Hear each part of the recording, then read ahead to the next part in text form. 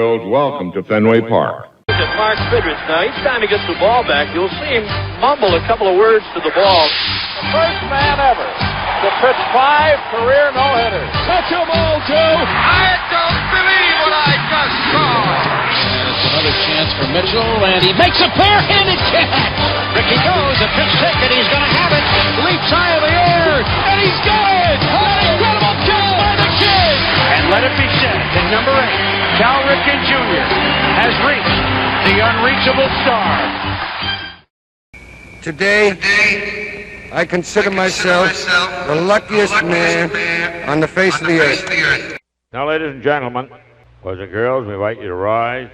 Welcome to the Daily Rewind, brought to you by thisdayinbaseball.com. I'm Tom Hannon, and I'm your host. We bring you voices of the past and all the golden nuggets you just can't get from looking at stats. And on today's show, we have Duke Snider. And before we bring you Snider, I'm going to tell you what happened on this day.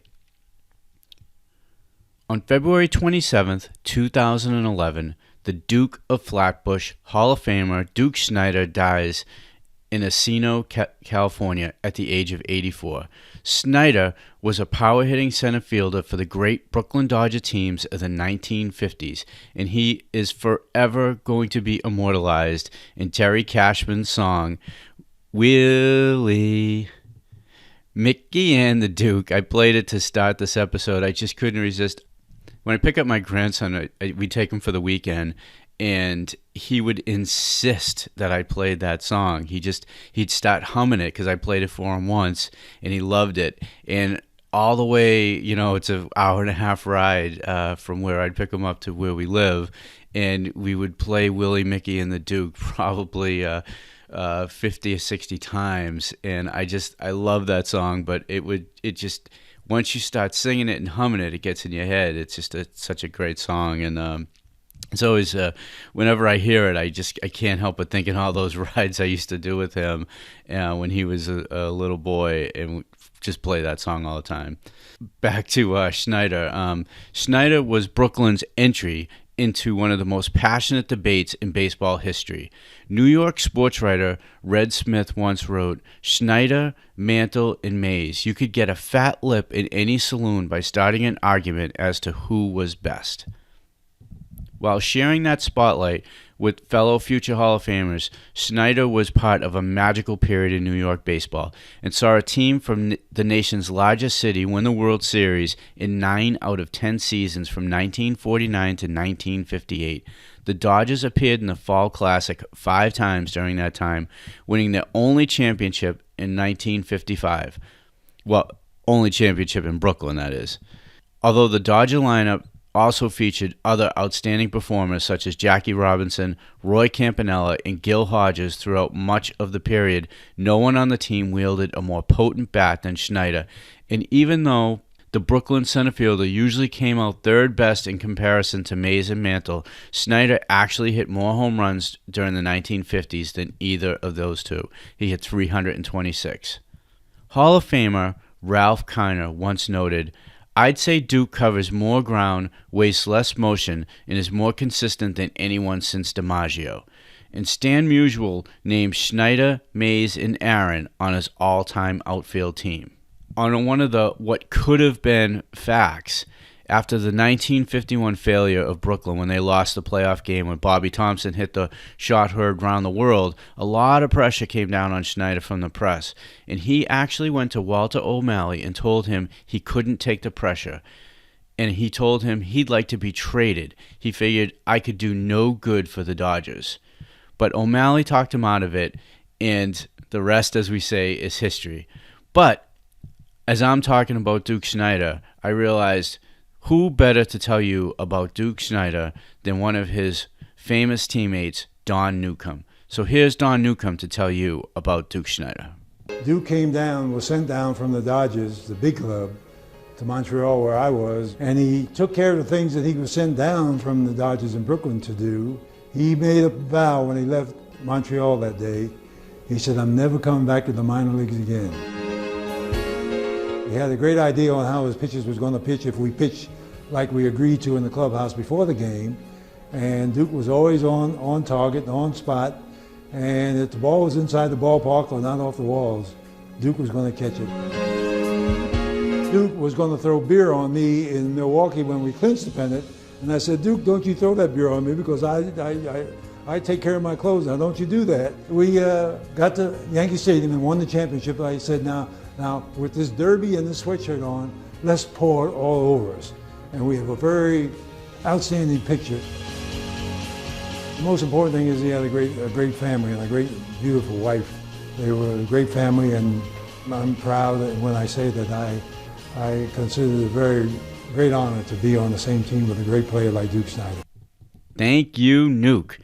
That was awesome. Now, I'm going to turn the mic over to Bowie Kuhn, who's going to introduce Duke Snider before his 1980 Hall of Fame speech. He was called the Duke.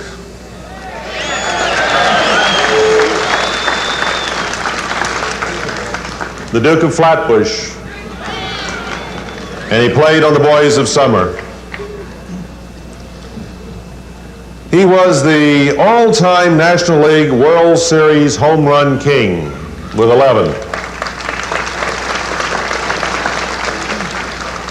He played on 6 pennant winners, and in 4 World Series hit over 300. His averages in those 4 were 345, 320, 320, and 304. They once asked Casey Stengel to compare the incomparable trio of Mantle, Mays, and Snider. And for once, Casey was laconic. He said, I'd like to have all 3. This man was a superb outfielder, a truly formidable power hitter, and at the risk of overworking the phrase style and grace, which I applied to K-Line, it applies to Snider too.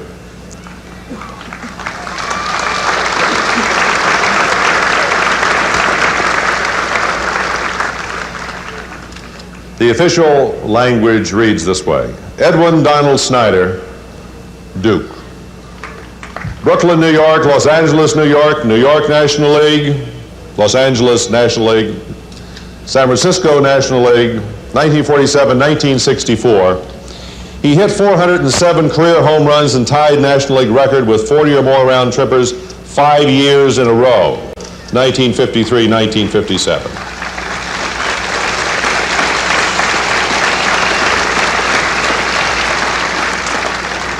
Batted 300 or better 7 times in compiling 295 lifetime average. Topped league in home runs and runs batted in once each, slugging percentage twice, and total bases 3 times. First to hit 4 homers in a World Series twice. He did it in 1952 and 1955. Duke Snider.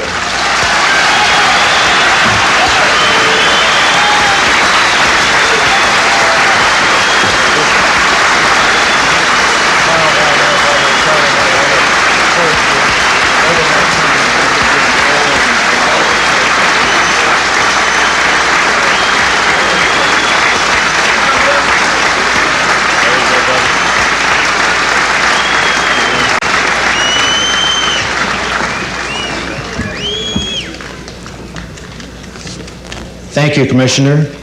Friends, sound like all of you are.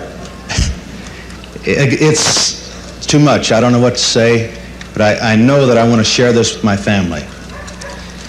You know, Ted said some nice things, but I had to live with this because my wife, Bev, loved Ted Williams. I'd go 2 for 4, home run, 3 RBIs. I'd come home. She said, you had a good day, honey, but Ted got 3 for 4. So she really kept me on the ground and kept my head where it should be. It's my wife, Bev.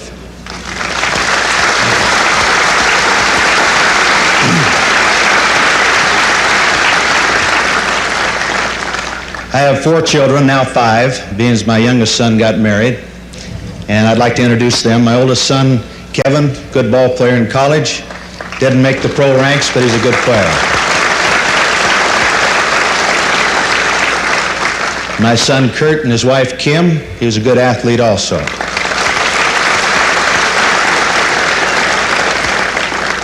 My daughter Pam, who was in love with Don Drysdale, Ron Fairley, a lot of them.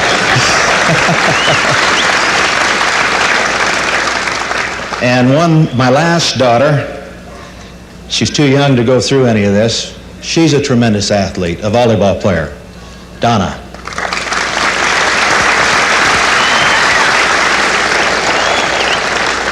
I have lots of good friends out there, and needless to say, I was raised during the Depression. Now, if any of you went through that era, you know what it was like. That's why now we appreciate so many things that we couldn't afford then. I wore cardboard in my sneakers because my mother was saving her pennies for a new pair. So we'd get a lot of cardboard all around the places. But I want to thank Pete Rozelle for coming, but not only for that, because Pete and I were high school teammates. In fact, Pete dated Bev before I knew Bev. That's how close we are. Pete was my Boswell. In fact, playing football for Compton High School, Southern California, he was a writer for the school paper and also the Long Beach Press-Telegram. And Pete was building me up so much to make All-League in football.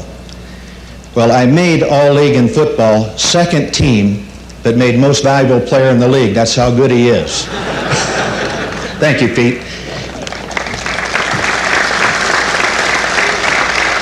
He brought along two fellows that were very instrumental in my athletic career. His uncle, Joe Rozelle, and Bill Schleibaum, my coaches.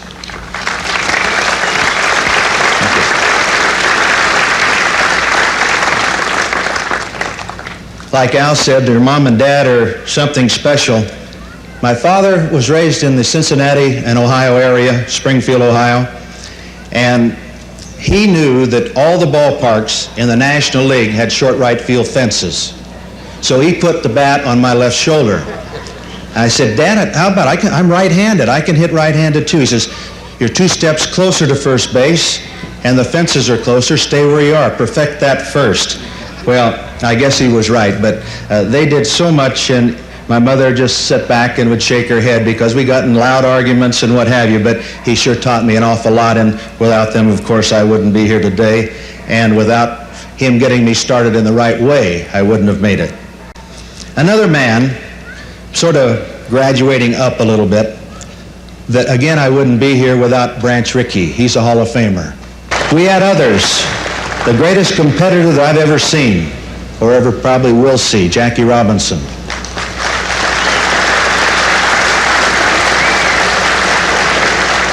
Jackie could not only beat you with the bat, the ball, the glove, his feet. I saw him win a game in Chicago one day with his mouth. He got the pitcher so mad that when he got up to the plate, it was Sam Jones of the Cubs. He was hollering at Sam in the batter's box. Now, you don't see that. He was hollering terrible things at Sam. I was a batter, and I heard someone yelling these obscene things at Sam, and I turned around, and I thought it was coming from the stands. It was Jackie.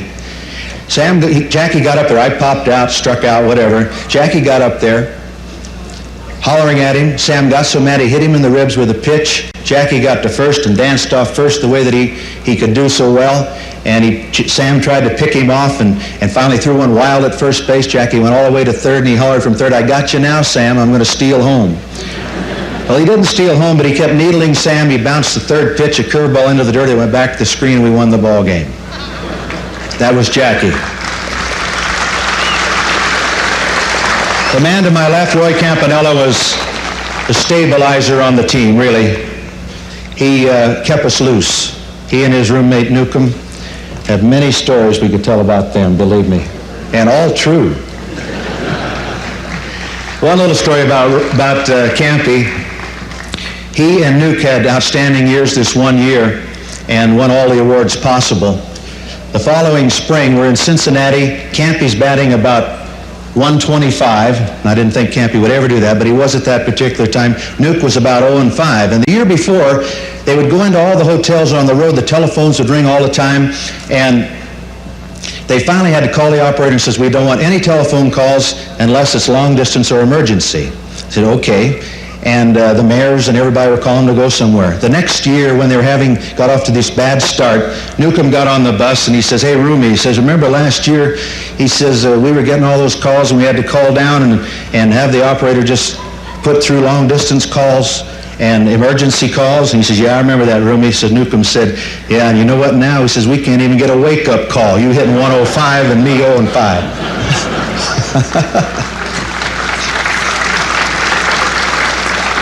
Couple more guys. I mentioned Gil. Gil was the kind of the stabilizer for us also. He was cool, and I never thought Gil would be as nervous as he was. He'd come back to the bench and his hands would be shaking because he was also always so cool out on the field. But he was a needler, and he was one of our dry humor guys. It was just some more guts of our ball club. One more, Sandy Koufax and Don Drysdale. I'd like to put them together, because these two gentlemen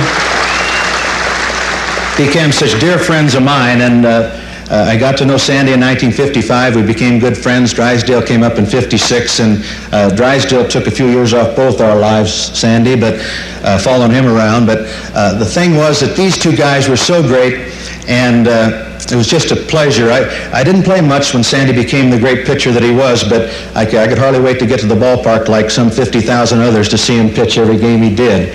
And Drysdale, of course, a great friend and outstanding competitors, but they all helped in some way or another. And in closing, I would like to thank the people from Montreal that came down today on the bus. That's real nice, and I hope you've had a good time, as we all have. But thank everybody, the writers, everybody. I know I'm going to miss somebody, and I'm sorry, but it's a day where it's a little tough even getting up here, you know.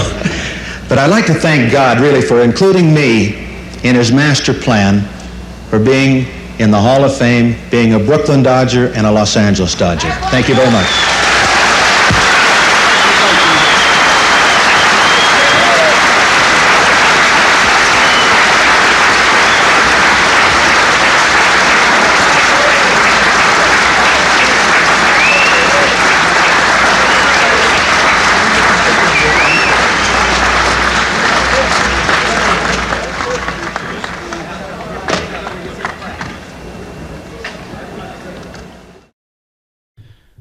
I hope you enjoyed listening to Duke Snider, Don Newcombe, and Bowie Kuhn. I have to say, when I shared this today on Facebook, we were overrun with comments. So many fans are still out there for the old Dodgers teams. You know, I really should know that, because I am actually, even though I was born in Cambridge, Mass, and I could see Fenway Park from where I grew up, I've always been a Dodger fan, an Ebbets Field fan. My dad would tell me these amazing stories of the Brooklyn Dodgers, and I was just enamored, especially with Jackie Robinson. After my dad had passed away and I was really looking for a path, I ended up building, to my knowledge anyways, the only replica of Ebbets Field. And you can find that on littleebbetsfield.com. It was a wiffle ball field. Unfortunately, I've since moved from that house, but the field's still active. It's still in good shape. I've played on it a few times since I sold the house. So, you know, I just always loved these great Dodger teams, and there's a huge fan base out for them. And I really appreciate all the comments that we've gotten, and all the shares, and all the people who are active. And if you're not part of our family, we'd love to have you. Just come on over to our Facebook group, This Day in Baseball, and ask to join. And I'd be share your stories with us. We'd be more than happy to have you. Now, today's interviews were brought to you by the Baseball Hall of Fame channel. You can check them out on the YouTube. You can see hundreds of clips of Duke Snider's Hall of Fame speech, and all the players' Hall of Fame speeches are on there, as well as biographies and other really great pieces of baseball history. The other clip was named Don Newcombe on Duke Snider, and that author was LESLIEBECH on the YouTube. And lastly, of course, I want to credit Terry Cashman for his Talkin' Baseball. I found that clip on actually Talkin' Baseball, Willie, Mickey, and the Duke on Kerry Buffington's channel. So you can check all of those out on the YouTube. And if you enjoyed the content, I have 2 asks for you. First, please subscribe to the show on whatever podcatcher you use, wherever you use to listen to your podcast. We'd love it if you subscribe to the show. We're putting out about 4 shows a week. I'm going to start with a much more consistent schedule on that. I'll be updating you on that in the next couple of weeks. If you subscribe to the show, you're going to get this content as it comes out. And, the best way for us to grow is if you share it. Tell a friend that you've listened to the show and you've heard Duke Snider. Maybe you never heard Duke Snider before. Or maybe you haven't heard any of these other players that we brought to you. We brought to you Smokey Joe Wood, Ed Rush, Babe Ruth, Jackie Robinson. So we're bringing you back all these great voices of the past, and maybe you haven't heard them before. Maybe you know a friend who hasn't heard them before. If you share us, you can help us grow and keep bringing you this great content. And secondly, as good as these statistical websites are, whether it's Baseball Reference or Fangraphs, it's amazing the amount of statistics that are out there, but they only tell you a portion of what happened. We're trying to tell you what happened, the game within the game, in the players' voices, and it's a different type of baseball history than you would see just looking at a box score. One way to help us is to consider sponsoring a page. So you could have your favorite team, event, a player. You can use the sponsorships for however you'd like, whether it's to market a book.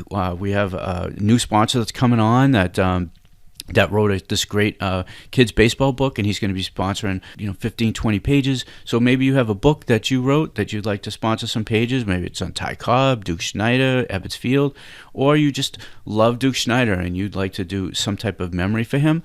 And we highly encourage you to check out thisdayinbaseball.com/sponsorship, or go just right to thisdayinbaseball.com. Every page has a link to a page sponsorship, and check them out and see if you'd be willing to sponsor a page.